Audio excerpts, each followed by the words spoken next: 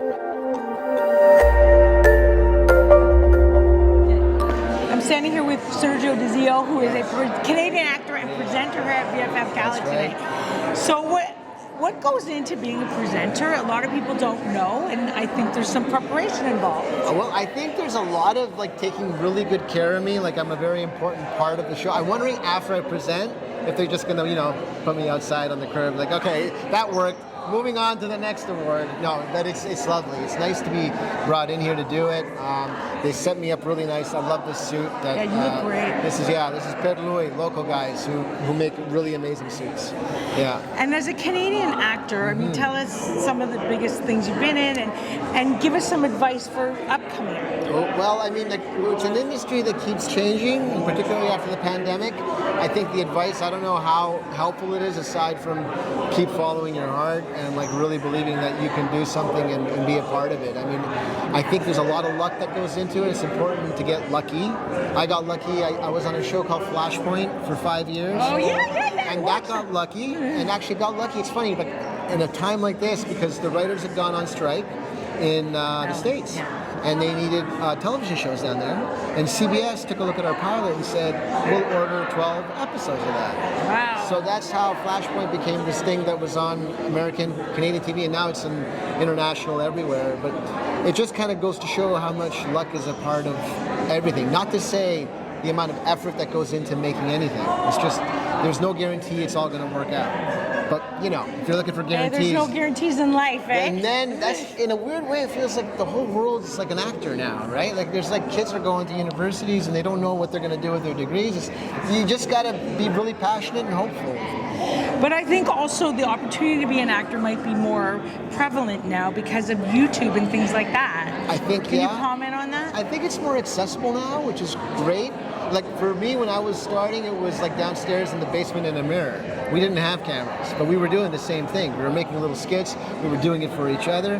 That's all part of creating. And the beauty is we have the tech now where people can work on the actual craft of making movie with their little phones or with whatever whatever the next tech is. Now the drones, it's incredible what you can do. So also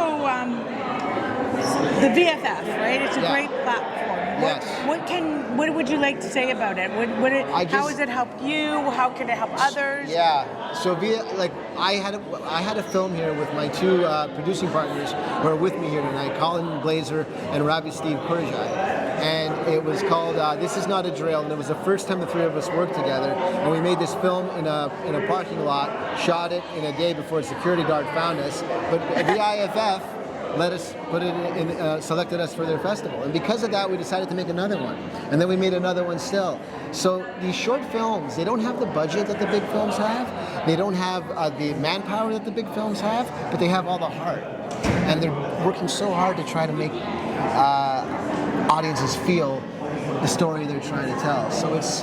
And so just what would you like to see happen with VFF in the next 11 years? I think people should come out to it and enjoy it and keep watching and open yourself up to all these movies from all these different countries. And you realize how much story is the same no matter what country you're in, and yet so incredibly differently told. It will spark you to want to make more good things. It will spark you to want to hear stories that aren't your own. Okay. So VIFF does a great job of that. And in closing out, I want to give you something what we like to call shameless promotion. Okay. So you can tell me a little bit about what you're working on or what new project you have coming up. Okay, so if you go to YouTube, you can go to a channel called I Will Bury You, where you'll find the first 3 shorts that Ravi and Colin and I made. And that's led to the 5 shorts we just finished shooting 2 weeks ago with a bigger crew. And Airplanes and Saul Rubinek and Claire Coulter. We've got an amazing cast along with us doing it. But you can watch all that on YouTube. And we're looking forward. By October, we hope to have 5 new episodes. And is there a website by chance you have? The website would be on YouTube. Go to I Will Bury You. Okay, yeah. I Will Bury You. Well, thank you so much for stopping by and chatting with me today. Thanks very much. Sergio. Nice to meet you. Thanks.